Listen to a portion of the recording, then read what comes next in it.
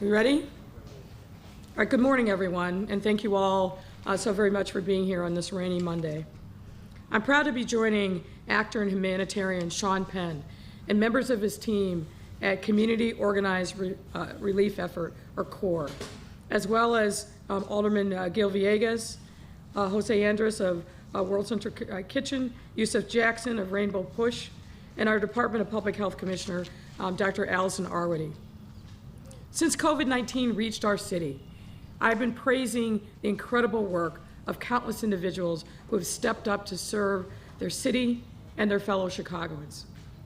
One of which, of course, is our own Reverend Yusef Jackson Sr., who reached out a few weeks ago and connected us with the CORE team, which is led by actor and humanitarian Sean Penn. For years, Reverend Jackson has been working with Mr. Penn to bring emergency supplies to areas around the world facing urgent needs, such as the lower 9th Ward of New Orleans following the devastation of Hurricane Katrina, underserved neighborhoods in Houston, excuse me, in the settlements of Port-au-Prince, Haiti, all following national natural disasters. Most recently, CORE has been working to fight COVID-19 in Los Angeles and other parts of California. And they offered to come here to Chicago, which is what brings us here today. Thanks to Sean and his team at CORE, this site here in Belmont-Cragen, as well as our site at Saucedo Elementary and Little Village, have already administered over 800 COVID tests since they opened last week. And that's a significant accomplishment. Providing needed action for Chicago's Latinx communities in our northwest and southwest sides, where we are seeing the highest COVID-19 case rates, as well as supporting our broader Latinx-focused community strategy, which we announced earlier this month, and with more work that needs to be done. And I want to emphasize two things about this and other sites that we're setting up. These tests are free. They are free of charge. So no one needs to worry about whether or not they have the money, the insurance. They are free of charge because it's critically important that we expand the opportunities for testing in our city. Another important thing to note about these and other sites, you can get tested regardless of your citizenship status. Also critically important for people to know. I do not want any resident in our city to feel that they cannot access the range of healthcare resources because of their citizenship status. Please, please, come out of the shadows. Make sure that you are taking advantage of these opportunities to get tested, get well, get connected up to services, and do not let your citizenship status be a barrier. Meanwhile, thanks to CORE and our other partner organization, Curative, we're also opening a city testing site at Guaranteed Rate Field, which will be dedicated to healthcare workers and first responders. And that site will be in addition to our community-focused sites at Kennedy King College in Inglewood, Gately Park down in Pullman, and Columbus Park in Austin. All these sites will enable us to expand COVID-19 testing across Chicago from our previous level of approximately 3,000 tests per day to well over our goal of 4,500 tests per day by the end of the month. And I should add that our 7-day rolling average is now actually up to 3,500 tests per day. We are doing this with a particular focus on communities of color that have been disproportionately impacted by COVID-19. We still have a long way to go in that effort, but each of these sites helps our city move that much closer to phase 3 of our 5-phase reopening plan. I also want to pause for a moment now to give special thanks to Jose Andres and his whole team, which I am proud to announce will be providing meals to the workers at these various sites. Thank you so much, Jose, and thank you for everything that you're doing across the country. This is great work and civic leadership at its finest. And I'd like to remind everyone, once again, that anyone showing signs of COVID-19 is encouraged to visit these sites. These signs include fever, coughing, shortness of breath, chills, and any other signs associated with COVID-19 that you can find on our website, along with a host of other great information, chicago.gov/coronavirus. And if you're a first responder or a healthcare worker, but who's been fighting on the front lines of this crisis, and even if you're not showing signs, you are able to get tested at guaranteed rate field. And I want to give another thanks to Sean and his team at CORE, as well as our partners at Curative, for their work to stand these sites up. Thanks again to Reverend Jackson and the people at PUSH, represented here today by Yusef Jackson. Because of this quick and effective work, we will not only be able to identify new cases in our city, we'll also be able to dramatically improve our knowledge of this virus and its movement across the communities so we can fine-tune our response to meet those communities and those neighborhoods most in need. All of which will also help us support safe opening of our communities, our businesses, recover from this crisis, and get our city back on track. As I mentioned, for more information on our new testing sites and all things COVID-related, please go to the city's website at chicago.gov/coronavirus. And as always, please, everyone, continue to be safe, act responsibly. We need to keep staying the course to stay home and save lives so that we can get back to the new normal much more quickly. That's critically important if we are to continue making progress as a city. And let me just say this in closing. I know that the last 8 weeks has been very difficult on people all over the city. I see it, I feel it myself. I know it amongst my family and my friends. But the progress that we have made is because each of you has acted responsibly and done the things that are necessary to help protect ourselves. Of course, staying at home to save lives. But we need to continue all the other things. Practicing social distancing, making sure that we are washing our hands with a level of frequency and otherwise hand sanitizing. We will get to a point, and I'm hopeful soon, where we can start to gradually reopen. But the things that we know have worked are the things that we need to continue practicing, even as we turn the dimmer switch ever so slightly to start to reopen up Chicago. And with that, I welcome Sean Penn to the podium. Thank you. Hello, good morning. Supporting existing institutions of public health, safety, and education, both in government and in community organizations, is the principal mission of CORE. We like to think of ourselves as a quick, unbureaucratic weapon in the arsenal of bureaucracies, and when we have a city like Chicago, where it's such a proactive mayor who has had the faith in us to participate, these are the kinds of partnerships that can be visible and therefore replicable, because it's not going to be just CORE or just World Central Kitchen or just Reverend Jackson and Yusef's organization that are going to be able to make the bigger dent in the nationwide issue.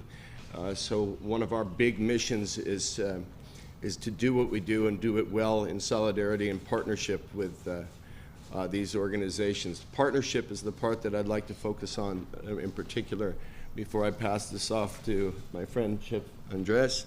None of the work that we do, for example, in the case of the COVID response, you can leave it to our website, coreresponse.org, if you want details.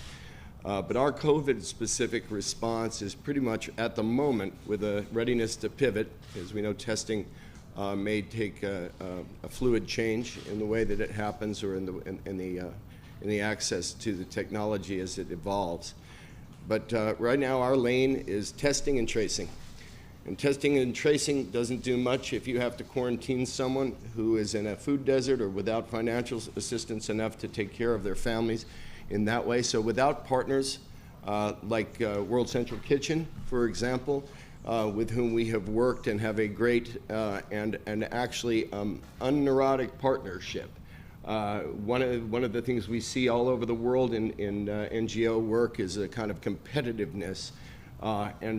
We'll tease each other, but we depend on each other. And so whatever one wants to contribute to in these things, the first thing to do is in terms of government. If you have leadership like you have in the city of Chicago, hear that leadership. Have faith in it, because that's what's going to show care. That's what's going to show best care for your neighbors. If your organizations like CORE, we cannot function without partners. We can test and trace all we like, but without food assistance, for example, amongst the other areas of this kind of holistic need, we are impotent. So I want to thank all the partners, also Common Ground, with whom we are in conversations to get those young people that Common and his people are working to empower the young people of this city. None of us are excited to be having a pandemic. But within that pandemic, there is great excitement about the example we can be of the citizenry and the constituency help that government needs. That partnership is needed now more than ever and will continue to be a greater and greater need. And there's nothing I'd like to see a day where we understand as citizens that there's nothing special about doing this. This is what being citizens is, and I'm excited to be in the company of citizens and leadership. And now, with that, I will introduce the most colorful man in disaster response, a great force, Chef Jose Andres. Thank you very much, Sean. Listen, we are so humble and proud to be here in Chicago, helping the amazing work that I believe Mayor Lightfoot has been doing for the people of Chicago. And the least that sometimes organizations like us we can do is show up. People don't want our pity. People always want our respect. And I'm a cook. I feed the few. In moments like this, we try to create systems to feed the many. When we came here, Chicago, for me, quite frankly, was not difficult, because we are not an organization that we come from far away and we don't know what's going on. We know what's going on because we rely on the locals. I am who I am, and my organization is what it is because we partner with the local communities like probably no other NGO has done recently. Right here in Chicago, we've been over a month, and we partner with the only people I know how to partner, my fellow friends, my fellow chefs, where you pick up the phone, and all of a sudden, when the restaurant industry is closed across America, you say, are you telling me that we are wasting food, throwing them in the farms, and at the same time, we have long lines of people going hungry?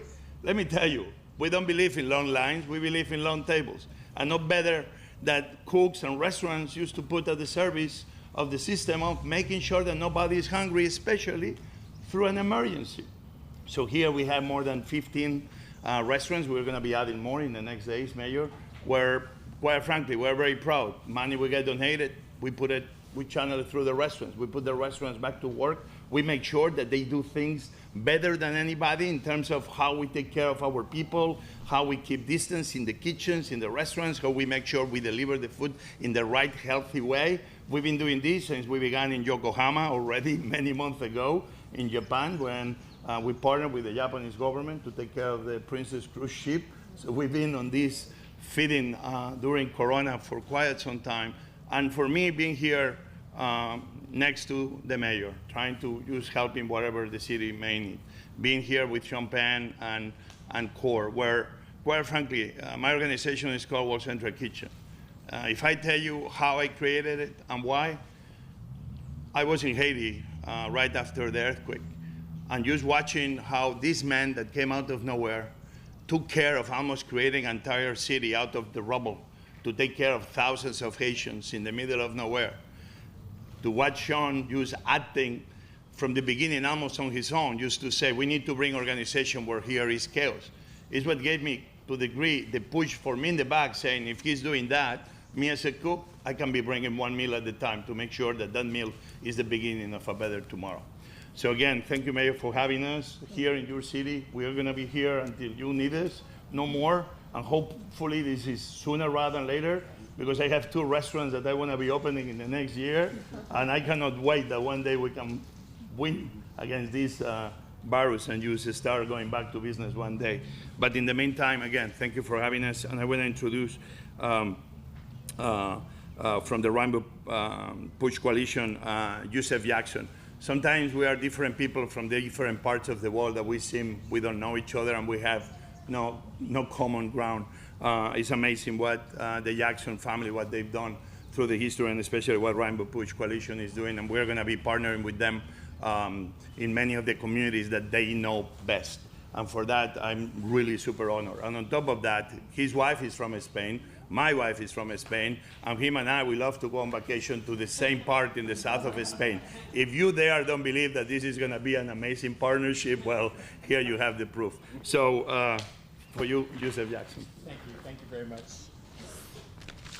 Thank you, Mayor Lightfoot, again, for your clear and competent leadership and clear communication during this crisis, and for allowing me to share some observations over the last week regarding this historic partnership among CORE, the Rainbow Push Coalition, and the City of Chicago.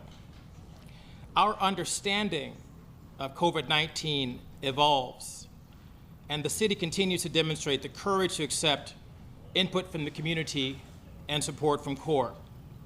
It continues to invest in this partnership responsibly by making available the incredibly talented and committed people from so many departments of city government, including health, aviation, police, fire, OEMC, streets and sand, CPS, water management, and that's just to name a few. And I want to thank personally Tamara, Sybil, and Candace for their partnership and teamwork. Chef Jose, thank you for your commitment to our city, not just to open up new restaurants with the Lombardo family and the Gibsons group, but to work with Vanessa and Doug Moore at 50/50 to heal with food and deliver meals to those in need. I look forward to expanding your relationship deeper into the neighborhoods of Chicago. Ann and Sean, thank you both. You've been on the front lines fighting to restore the dignity to those most vulnerable to economic and health disasters for many years in our hemisphere, Haiti and the Bahamas, in our cities across the country in Navajo Nation for first responders, communities of color, and now in my hometown in neighborhoods where the disease has been stubborn and unrelenting, you expand your ministry. Over the last week, the Rainbow Push Coalition has delivered 7,500 prepared meals, along with the University of Chicago, to veterans, homeless people, seniors, and families. We had a call with over 100 ministers, again, several days ago, to encourage them not to congregate. Tonight, we will have a town hall COVID-19 that's meant for clergy with Mayor Lightfoot, Reverend Jackson, my father, and Reverend Meeks, and other ministers in the city.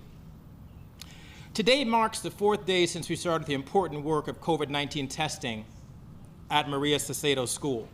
And this will be the 2nd day of testing here at Jorge Prieto. CORE and our neighborhood partners have administered over 800 tests last week, as the mayor mentioned. Each site is building capacity with pre-registration to test between 600 and 1,000 people a day. This week we opened 2, potentially 3 more sites. Getting these sites up and running efficiently is truly a community effort.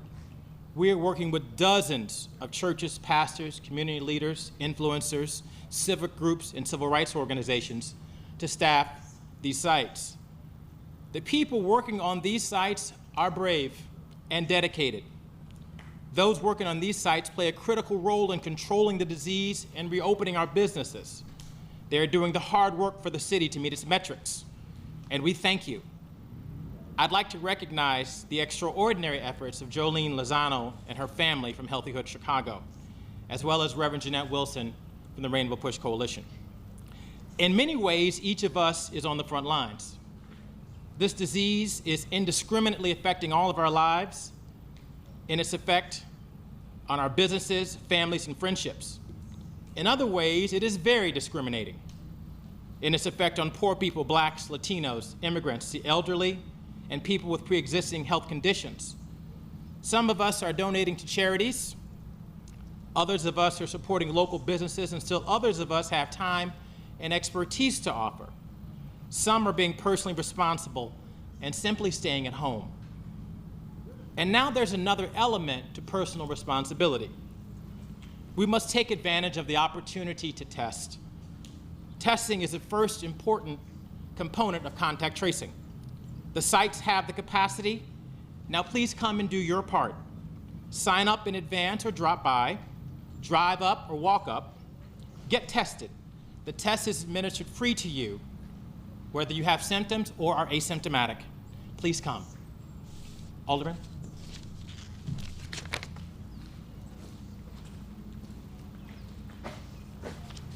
Thank you, Yusef. Good morning. Welcome to Belmont-Cragen, one of Chicago's 77 neighborhoods. I wish I would welcome you under different circumstances. However, it is in difficult times that we should all come together. And today, I'm honored and humbled to welcome you, Sean, Ann, and Chef Andres, with core and curative to what I refer to one of the best neighborhoods in the city of Chicago. That is because we are truly representative of Chicago. We are a diverse, hardworking community with a big heart. We care about our own. However, right now we are hurting because we are one of the most hit by this pandemic. The majority of our residents are essential workers and are working every day to keep our city and their families moving forward, and that is why this COVID testing location is so needed.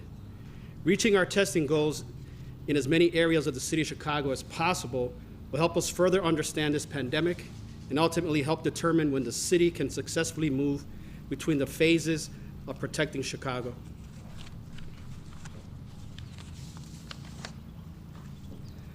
So that our residents can safely go back to what they do best and thrive while celebrating being a part of a neighborhood in Chicago.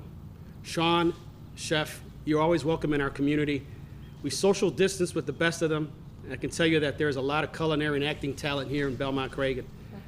Thank you so much for being here. Thank you for lending your support. This testing site means everything to our community. Mayor Lightfoot and I have fought hard to push this, and today you're making a reality. And I'd like to also thank Mayor Lightfoot and ask her to come back to the podium. Thank you, Alderman, and thank you all for being here. Happy to entertain questions you have. All right. First question is for Mr. Penn, if he could step back up. Of course. Sorry, Mayor. Sir, to the podium. Just knowing how many natural disasters you and your team have responded to before this, with coronavirus being a health crisis, what are the different challenges that your work on this disaster and this national issue, what is that cropped up that you didn't see maybe with something from Mother Nature, so to speak? Yeah, it's a good question. I think one of the things that I'm always telling our staff is that slow is smooth, smooth is fast, and blood is slippery. This is a very different dynamic than most of the disasters. We did work through the cholera epidemic in Haiti, but in that, for the workers, frontline workers, cholera is something that, even if you get it, the treatments were available for the frontline workers. Not enough treatment, sadly, for the population at large. In this case, we don't have a treatment. And people who work front lines typically, and we see this with law enforcement, we see it with fire officials, people whose wiring is such that they're willing to take risks themselves, have to rewire because they themselves can become the gun. So that's something that we're constantly trying to re-message to all of our staff. And every one of us, I'm sure, has an experience with having to remind ourselves of that every day. And I think that's the motto that I go by. It's the same thing I think of just as a citizen with my own opinions, so that I'll not register right this moment. But again, when it comes to opening economies, slow is smooth, smooth is fast, and blood is slippery. And we don't want to get a finger slipping on a hot trigger. So I think that's the answer to your question is just it's the same. My answer to it, working with these great volunteers who are doing the frontline work in support of those incredible heroes who are doing that frontline work in the hospitals throughout the country. We all just have to be very, very deliberate. All right, thank you. And Mayor, I have 3 adjacent topic questions from my colleagues. Sure. Craig Dellamore from WBBM asks, can you say if there were any law enforcement actions you had to take against religious gatherings over this past weekend in violation of social distance guidelines? So what we did yesterday is, again, continue to try to educate people into compliance. We had folks that were out there because there was some concern about counter-protests. Luckily, none of that materialized, but certainly there were some churches that congregated in excess of the allowable number, and we will be taking action as to those individuals and those churches. Fines or? Certainly, that's where we'll start. Okay. Next question is from Fran Spielman at the Sun-Times. She is taking you to the Little Village demolition story. How do you convince Little Village residents who believe they have been lied to in the past that their health and property will not be jeopardized by a second demolition at the site? And do you believe that protests at your own personal home are out of bounds by residents? Well, let me take the last part of it. People have a right to exercise their First Amendment rights, and I understand that people at times are going to want to bring their concerns directly to the mayor. So people coming to my house is just part of the what the democratic process is about. Obviously, I want them to do it in a way that is compliant with social distancing, which I don't think happened. It doesn't make any sense that when you're exercising your First Amendment rights, you're also then at the same time putting yourself at risk. But that's something that they have to determine on their own. But for me, it just goes with the territory. Regarding Little Village, look, this is a community that really has felt disrespected, lack of resources, in the middle of a very difficult and challenging environmental problem for decades. And we have to recognize that. I have to recognize it, and I do. And so the way to address these issues as best we can is recognize, number one, we're not going to be able to erase decades of feeling in one moment. That's not going to be possible. But we do have to constantly look for other ways in which we can reach out, which we can help educate, and listen to what people in those communities are saying. And certainly we should have done a better job last week. We're trying to address that shortcoming now. We've had a lot of engagement with electeds, with environmental groups, and just ordinary residents of Little Village. That work continues this week. But here's what I also know. The building that we're talking about, not the large one, but the building that we're talking about is a risk. It is unsafe. It is structurally compromised. And what I also worry about is, while we're in conversation with members of the community, something happening on site that poses not only a danger to the workers that are there, but it's right up against Pulaski Avenue. So we're taking the steps to shut down the northbound lanes, which are the eastern edge of the site, for safety. This is not a nicety. This is a building and buildings that are structurally unsound. I went out there myself on Friday evening to walk the grounds again. It's not safe for anybody. And so while we absolutely must continue to educate residents, demonstrate to them visually as well as orally what the dangers are, those buildings must come down. Now, we're going to do it step by step, but they're not safe, and we have to bring them down. Thank you. Just back to coronavirus quickly from Carla Leal at Telemundo Chicago. She's asking, do you have a timeline for when restaurants can reopen? We don't have a precise timeline because it's going to be dictated by the public health metrics that we set out a week plus ago in looking at the phases. We're in phase 2. We're making definite progress against all the metrics. Dr. Arwady is here. I don't know if she wants to speak to that. But we are in conversation with the restaurant associations as well as the individual restaurateurs, because we know that if we don't open up those restaurants soon, some of them are never coming back. There's a reason why we call Chicago the culinary capital of the world, with no offense to any place else. We take our eating here very seriously, and we have amazing restaurants of all types. My favorites are the small neighborhood restaurants, but also some world-class restaurants that have been recognized by international standards as being the best in show, if you will. We have to figure out a way to safely get those restaurants back online, safety for their employees, safety for the patrons. That's why we're looking at exploring opportunities to open up our streets, because we know that things are safer outside rather than inside where you've got the recirculated air. So we're on track in our conversations with the restaurant industry as well as other parts of our city. We will be turning the dimmer switch ever so slightly, once we know that we get we make progress on those public health metrics. Doctor, I don't know if you want to add anything to that, or are we good? Yeah, sure.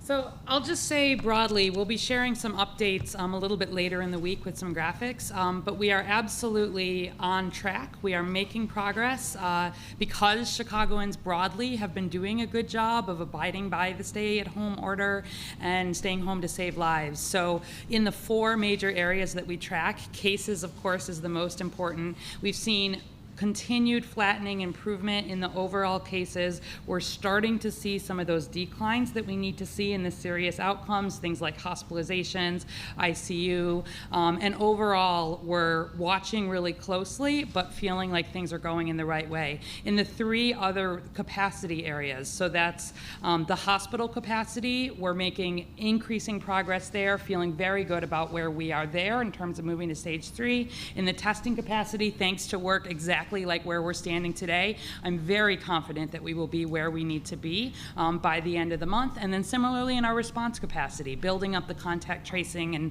and the work there. So I'm feeling good about the progress we're making, but we need Chicago to continue to not have additional opportunities for infection at this point. So the reason we're making all these plans toward thinking really about June is because I think if things continue the way they are, we will be in a good place to be able to move into phase 3. Thank you. Doctor, if I could just do one more follow-up for Chef Andres, just as far as small restaurants. Sure. Good step up. Thank you, sir. Just dovetailing off what the mayor said, I think we know that smaller restaurants, nice restaurants, something that's not a big chain is more than just a place to eat. It's an economic driver for a lot of different people, and especially in Chicago, in the neighborhoods and the downtown area. What have you been feeling about when it comes time to reopen for your fellow restaurant owners, and do you have hope? What's your thought right now? I will say that I fully support the words of the mayor about how she sees how to handle restaurants, talking to the big organizations that represent a broad majority, and also at the same time be talking to individual owners. So you have very much everybody part of the conversation. I serve right now as a co-chair in the advisory group for precisely food, restaurants, etc. in the city of Washington, D.C. with Mayor Bowser. And I've been putting a lot of thinking on this. Number one, because I'm a chef owner and I need to think about my own restaurants. But at the same time, I need to think about my entire community. We have 1,600 restaurants in our portfolio of partners with World Central Kitchen nationally. So I see the good work we've been doing with HACCP. That was vital for us. We began this over 2 months ago. If you go to World Central Kitchen, you will see what it requires to open safely in a restaurant from distance. But myself, talking as an immigrant, as a new American citizen, as a father, as a husband, as a leader of my community, whatever I may be, I will say that I was one of the first ones to close. And I want to open because I bring everybody back to work. We need it. But at the same time, we need to do it in a way that is logical. Because if we don't do it right, this is going to go even longer.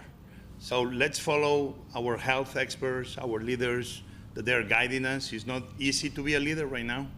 And let's all make sure that we all move together in the same direction. Because if we do that, I think COVID will go away. But if we don't work together, it ain't going to happen. So restaurants is very important. It's a place that we love to be together. But right now, loving each other is to stay away from each other. Let's hope that we can open. I love the mayor's suggestion, is what we're suggesting all around. We see this happening already in some cities in Asia. Let's open the streets to the citizens. Let's loosen up a little bit the regulations to let the restaurants to put tables outside. Let's close some streets, and let's just enjoy our cities in a moment that we need enjoyment. So I would say I want to open as a business guy, but I don't want to open at the expense of being part of the problem. So let's all make the best decision when it's the right moment to open. Mayor, an on-topic question from the tribe. What are the guidelines for who can be tested at the 6 new testing sites in the city? Do you need to show symptoms? Can you go without insurance? Do you need paperwork from a doctor in order to be tested? Should people be worried about the government misusing and having their information after testing? No, is the answer to the last question. The point is that we need to expand testing so that we have a sense of, on an ongoing basis, the impact by geography, the impact by race and ethnicity. As I mentioned earlier, the testing is free and it's being done without regard to citizenship. That's critically important for people to know. Our preference, of course, is that you make a reservation. We want people primarily to come through these testing sites in their cars. That's what they're set up for, but we'll certainly take walk-ins if that's not a possibility. But all the information about the who, what, where, and when is on our website, chicago.gov/coronavirus. Question from Kelly Bauer at Block Club. On Wednesday, the city held a forum on COVID-19 with a network of groups based out of Little Village. Why didn't the city then or beforehand inform residents about the demo that began on Thursday? I don't recall the specifics of that forum on Wednesday, but what I do know is that we've done extensive outreach. Certainly the alderman was aware of the dangers of the building and that we wanted to proceed as quickly as possible, and then we started communicating that to others in that community, and that work is ongoing. Mayor, a follow-up question from Greg Pratt at the Tribune. Which churches will be fined? We'll determine that over the course of the day, and we'll make that public when it's available. Mayor, a question from Shruti at Bloomberg. The city's 3-year budget projection that was released last fall also had an estimated $1.19 billion deficit in fiscal 2021. Is that expected to be bigger for FY 2021 now given COVID-19? As I mentioned last week, when we have a full assessment of the impact of COVID-19 on our budget, we'll release that information. Question from Amy Jacobson at WIND Radio. Governor Cuomo opened the marinas. The governor of New Jersey opened their boardwalk and beaches. What is the science behind holding our lakefront from the taxpayers of this city? The science is that gathering in large groups, as we saw in the lakefront, is a breeding ground for spreading the virus and potentially death. And Amy, if you want to educate yourself about what the specifics are, please either go to our daily briefings at 11 a.m. Or avail yourself of the data that's on the website.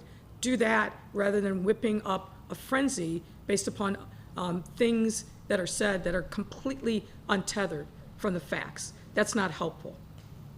Question from Heather Sharon at WTTW. Mayor, is Chicago on track to move to phase 3 on June 1st based on the metrics laid out in your reopening plan? As both I have said and Dr. Artie has said, is we're making good, steady progress. Thank you, everyone.